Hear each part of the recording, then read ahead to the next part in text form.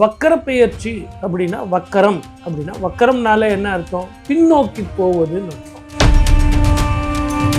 செவ்வாய் எங்க இருக்காரு அப்படிங்கிறத பார்க்கணும். செவ்வாயை வச்சு தான் சனி வக்கர பெயர்ச்சிங்கிறது ஒரு மிகப்பெரிய ஒரு ரகசியம். கும்பராசி வரைக்கும் வரும்போது நமக்கு பலன்கள் எல்லாமே மாறும். 2031 வரைக்கும் சனீஸ்வரர் ரிஷபத்தை தாண்டுற வரைக்கும் இந்த மாதிரி இயற்கை அதிர்வுகள் இருக்கும். பொதுவாகவே இந்த வக்கரத்துல என்ன ஆகும்னு கேட்டீங்கன்னா பலன்கள் எல்லாம் நேர்மறையாக இருக்கும். இந்த 135 நாளும் மிக கவனமாக இருக்கணும். இந்த ராகு கேது அப்படின்னு சொல்லிட்டு இந்த 2 சாயா கிரகங்கள், நாக கிரகங்கள், இப்படிப்பட்ட காலகட்டத்தில் தான் அவங்களும் பெயர்ச்சி அடைகிறார்கள்.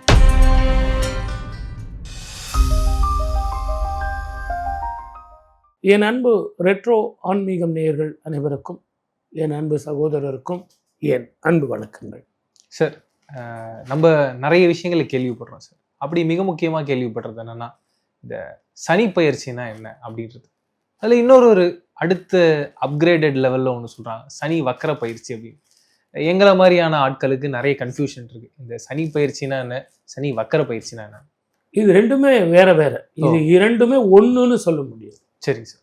சனி பெயர்ச்சி அப்படின்னா ஒரு கிரகத்தில் இருந்து மற்றொரு கிரகத்துக்கு போகிறது, ஒரு ராசியில இருந்து இன்னொரு ராசிக்கு போகிறது, முன்னோக்கி செல்வது.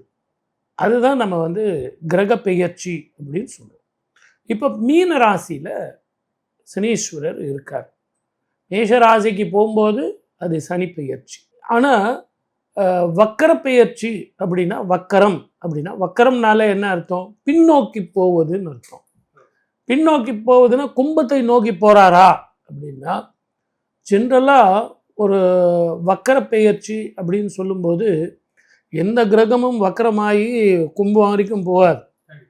நம்ம குரு பெயர்ச்சியில் கூட அதிசாரமாக அவர் சிம்மம் வரைக்கும் போகிறாரு அப்படின்னு நம்ம சொன்னோம். ஆனால் அதனுடைய நிழல் பின்னோக்கி கும்பம் வரைக்கும் வரும் அப்படிங்கிறது தான் உண்மை. சனீஸ்வரர் இருக்கிறது கும்பத்தில், அந்த நிழல் பட்டாலும் அவர் அங்கே வருவாரா அப்படிங்கிறது கொஞ்சம் யோசிக்க வேண்டிய ஒரு விஷயம். கிரக மாறுதல்கள் முதல்ல வக்கரம் அடைகிறதுக்கே என்ன காரணம்னு நம்ம கண்டுக்கணும். 2.5 வருஷத்துக்கு ஒரு முறை தான் பெயர்ச்சி உண்டாகும். ஆனால் இந்த வக்கரம் மட்டும், மற்ற கிரகங்களினுடைய வக்கரம் வேறு, சனி வக்கரம் வேறு. செவ்வாய் எங்கே இருக்காரு அப்படிங்கிறத பார்க்கணும். செவ்வாயை வச்சு தான் சனி வக்கர பெயர்ச்சிங்கிறது ஒரு மிகப்பெரிய ஒரு ரகசியம். அவர் தன்னுடைய பயணத்தை 5ஆம் வீட்டை கடக்கும் வரை சனி வக்கரமாயிடுவார். இதுதான் மிகப்பெரிய ரகசியம். விஞ்ஞான உலகத்தில், ஜோதிடத்தில் மிக அபூர்வமான அதிசயமான பலன்களை கொடுக்கும். இவர் குளிர்ச்சியான கிரகம் சனீஸ்வரர். அவர் ரொம்ப வெப்பமான கிரகம். இவங்க 2 பேரும் பார்வை ஏற்படும் போதும் சரி, ஒருவரை ஒருவர் பார்த்து கொண்டாலும் சரி, 5 வீடுகளுக்குள்ளே இருக்கும் பொழுது இதனுடைய அர்த்தம் நீங்கள் ஈஸியாக புரியறதுக்காக சொல்கிறேன். இப்போ ரொம்ப வெப்பமாக இருக்கிற பொருள் பக்கத்தில் ஐஸ்கிரீமோ ஐஸோ எடுத்துகிட்டு போனால் என்ன ஆகும்? உருகிடும் சார், உருகிடும். அந்த மாதிரி வக்கரமாயிடுறார் அப்படின்னு நம்ம ஜோதிட ரீதியாக சொல்கிறோம். அப்போ அந்த வெப்பம் தாங்காமல் அது உருகி போகுது. உருகி போகும்போது அதற்கு உண்டான பலன்கள் மாறி போகும்.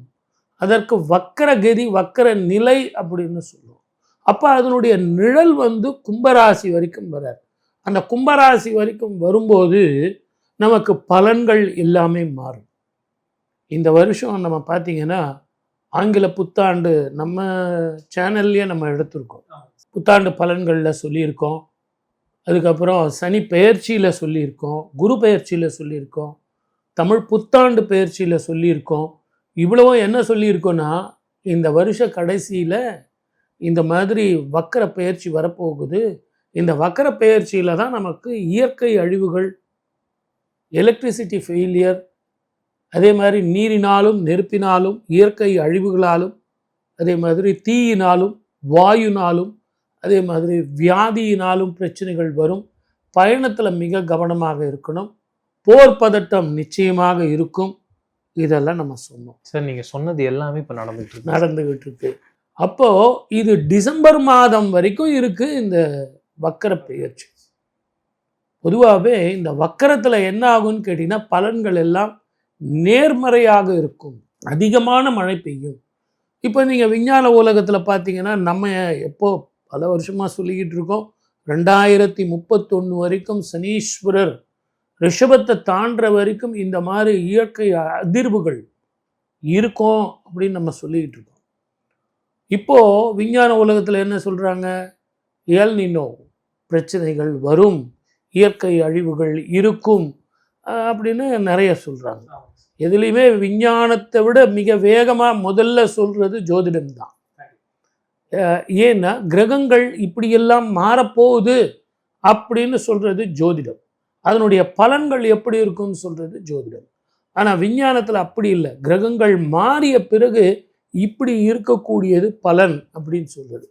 ஆகவே இந்த ஜோதிடத்தில் நம்ம சொல்றது என்னன்னா, இந்த வக்கரன் ஏற்படும் காலத்தில் 135 நாட்கள் வருது இந்த வக்கரன் இருக்கு. 27/7/2026 விடியற் காலையில் 1:14 சனீஸ்வரர் வக்கரம் ஆகிறார். 11/12/2026 காலையில் 5 மணிக்கு வக்கர கதி நிவர்த்தி. ஸோ இந்த இடைப்பட்ட காலம் ஒரு 135 நாள் சுமார். இந்த 135 நாளும் மிக கவனமாக இருக்கணும். நீரினால், இயற்கை அழிவுகளால், போரினால், மதவாதத்தால், போர்க்கலவரத்தால், இனக்கலவரத்தால், அதே மாதிரி தட்பவெட்ப நிலையினால், நெருப்பினால், கேஸ்னால, இதெல்லாம் மொத்தத்தில் அந்த பஞ்சபூதங்களுடைய பிரச்சனைகள் இருக்கும். பயணத்தில் மிக கவனமாக இருக்கணும். வெப்பமும் குளிர்ச்சியும் மாறி மாறி பிரச்சனையாக இருக்குங்கிறது ஜென்ரலாக உங்களுக்கு புரிகிறபடி நான் சொல்லியிருக்கேன். ஆனால் ஜோதிட ரீதியான விளக்கங்கள் இதை சொல்லும்போது சனி தசை நடப்பவர்கள், செவ்வாய் தசை நடப்பவர்கள், அதே மாதிரி செவ்வாயினுடைய ஆதிக்கம் பெற்ற ராசிகள், சனீஸ்வரர் ஆதிக்கம் பெற்ற ராசிகள், 7.5 சனி நடப்பவர்கள், அஷ்டம சனி நடப்பவர்கள், அர்த்தாஷ்டம சனி நடப்பவர்கள், இந்த ராசிக்காரர்கள் கொஞ்சம் கவனமாக இருக்கணும். அதுக்குன்னு உடனே பயந்தா பிரயோஜனம் இல்லை, கொஞ்சம் கவனமாக இருக்கணும். அது எதில் பாதிக்கும் அப்படின்னு கேட்டிங்கன்னா, பயணத்தில் பிரச்சனையை கொடுக்கும். நேரத்துக்கு சாப்பிடணும், நேரத்துக்கு தூங்கணும், தெளிவில்லாமல் நம்ம தூக்கத்தை விட்டுட்டு நிறைய டிவி பார்க்குறது, செல்லு பார்க்குறது, அதே மாதிரி நிறைய நேரம் உழைக்கிறது, ரொம்ப நேரம் இரவு முழுதும் கண்ணை ஸ்ட்ரெயின் பண்ணுறது அப்படிங்கிறது உடல் ரீதியான சில பிரச்சனைகளையும் மனோ ரீதியான சில பிரச்சனைகளையும் அந்த சனி வக்கர காலத்தில் பிரச்சனைகள் அதிகமாக இருக்கும். பெண்களுக்கு கர்ப்பப்பை சம்பந்தமான பிரச்சனைகளும், வயிறு, நரம்பு, கர்ப்பத்தடைகள் பிரச்சனையும் இது இருக்கத்தான் செய்யும். மொத்தத்தில் கவனமாக இருந்து சூரிய நமஸ்காரம் பண்ணி அம்மனை வழிபட்டு குலதெய்வ வழிபாடும் தர்ப்பணங்களும் ஒழுங்காக கொடுத்துட்டு வந்தால் மலை போல வர்ற பிரச்சனைகள் பனி போல மாறும், பிரச்சனை இல்லை. இந்த ராகு கேது அப்படின்னு சொல்லிட்டு இந்த 2 சாயா கிரகங்கள், நாக கிரகங்கள், இப்படிப்பட்ட காலகட்டத்தில் தான் அவங்களும் பெயர்ச்சி அடைகிறார்கள். அவங்க பெயர்ச்சி எப்போ அப்படின்னு கேட்டிங்கன்னா டிசம்பர் மாதம் 5ஆம் தேதி. டிசம்பர் மாதம் 11ஆம் தேதி வரைக்கும் சனி வக்கரன் இருக்கிறத நான் உங்களுக்கு சொன்னேன். ஆனால் டிசம்பர் மாதம் 5ஆம் தேதி ராகு கேதுன்னு சொல்லக்கூடிய 2 கிரகங்கள் மாறுறாங்க. அது மாறும்போது வக்கரகதியில் இருக்கும்போது இந்த மாற்றங்கள் இன்னும் சில பிரச்சனைகளை தரத்தான் செய்யும். அதுவும் சனீஸ்வரர் வீடான மகரத்துக்கு ராகுவும், சந்திரன் வீடான கடகத்துக்கு கேதுவும் போகிறாங்க.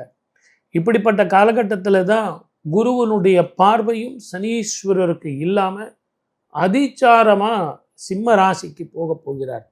இப்படிப்பட்ட காலகட்டங்களில் அரசியல் மாற்றங்கள், அரசியல் தலைவர்கள் பயணத்தில் மிக கவனமாக இருக்கணும். பேரும் புகழும் கொண்டவர்கள் அத்தனை பேரும் மிக மிக ஜாக்கிரதையாக சாப்பாட்டு விஷயத்தில் இருக்கணும். நேரத்துக்கு சாப்பிடணும், நேரத்துக்கு தூக்கணும். இதை எல்லாத்தை விட பெண்கள் இடமாற்றத்திற்காக வெளிநாடோ வெளி மாநிலமோ நான் போகிறேங்கிறத கொஞ்சம் தவிர்த்துட்டு நம்ம இங்கேயே இருக்கிறது, கொஞ்சமாக சம்பளம் வாங்கினாலும் பிரச்சனை இல்லாமல் உடல் ஆரோக்கியத்தோட மன நிம்மதியோடு நம்ம இங்கே இருக்கலாம் அப்படிங்கிறது ஒரு உண்மை. ரெண்டாவது, நமக்கு பருவ காலம் அப்படிங்கிறதுனால மழைக்காலம் இங்கே இருக்கும். இந்த மழை காலத்தில் அதிகமான வெள்ளமோ அதிகமான நீர் பிரச்சனைகளோ வரும். அதனால் இந்த நீர் போகக்கூடிய பாதைகளில் குடியிருக்கிறவங்க, அதே மாதிரி நீர் பாதையிலேயே வீடு கட்டி இருக்கவங்க, அவங்கெல்லாம் கொஞ்சம் கவனமாக இருக்கணும். கடற்கரையோரம் இருப்பவர்கள் மிக கவனமாக இருக்கணும். இது சர்வ ஜாக்கிரதையாக இருந்தால் மழை போல வர்ற பிரச்சனைகள் பனி போல நிச்சயமாக மாறும். பயப்பட வேண்டிய அவசியம் இல்லை. சார் நீங்கள் ரொம்ப அழகாக எல்லாம் எக்ஸ்பிளைன் பண்ணீங்க. இப்போ கிரகங்களுக்கும் இந்த சனி வக்ரன் அப்படின்றது பாதிப்பை ஏற்படுத்துங்களா? கண்டிப்பாக உண்டு. இப்போ குரு வக்கரமாகி அவர் சுபராக இருந்தால் கூட சில நேரங்களில் வக்கரம் ஏற்படும் போது அவர் அசுப பலன்களை கொடுக்கக்கூடியவர். இங்கே இவர் அசுபராக இருந்து வக்கரம் ஏற்படும் போது தன்னுடைய வீட்டை தானே பார்க்க போகிறார், தன்னுடைய கும்ப ராசியை தானே பார்க்க போகிறார். ஆகவே இந்த 7.5 சனி, அஷ்டம சனி, அர்த்தாஷ்டம சனி, ஜென்ம சனி இவர்களுக்கெல்லாம் ஒரு ஔஷதமாக ஒரு 5 மாதம் ஒரு ரிலீஃப் கிடைக்கிற மாதிரி இருக்கும். ஒரு சில பேருக்கு ஷஃப்லிங்னு சொல்லுவாங்க இல்லையா, அந்த மாதிரி ஏற்ற இறக்கம், மாற்றங்கள், இடமாற்றங்கள், தொழில் மாற்றங்கள், வருமான மாற்றங்கள், இது எல்லாம் கொஞ்சம் சேஞ்சஸ் கண்டிப்பாக இருக்கும். இந்த 5 மாதத்தில் நிறைய மாற்றங்கள் இருக்கும். அது பணப்பிரச்சனையாக இருக்கலாம், மனப்பிரச்சனையாக இருக்கலாம், தங்கம் வெள்ளியினுடைய விலை ஏற்ற இறக்கங்கள், ஷேர் மார்க்கெட் ஓரளவுக்கு அப் அண்ட் டவுன்ஸ் இருக்கலாம், போர் பதட்டம் இருக்கலாம். இருந்தாலும் இந்த வக்கரம் மிகப்பெரிய பிரச்சனையை கொடுக்காது.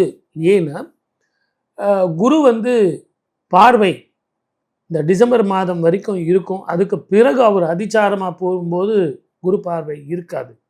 ஆகவே நல்லதே நினைப்போம், நல்லதே செய்வோம். சார், கடைசியாக 2031 வரைக்கும் இருக்குன்றத சொல்லியிருக்கீங்க. அதுக்கப்புறமா இந்த பிரச்சனைகள்லாம் சரியாகி மறுபடியும் ஸ்மூத்தான ஒரு வாழ்க்கையை மக்கள் வாழ முடியுமா?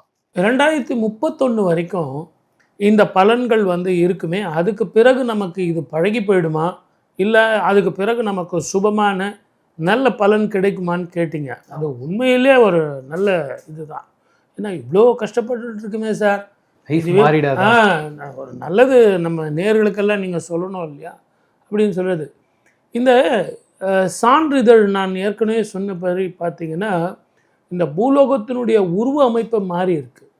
இருந்தாலும் இந்த 2031 பிறகு நல்ல சந்தோஷமான சுமூகமான வாழ்க்கை நிச்சயமாக சேரும்.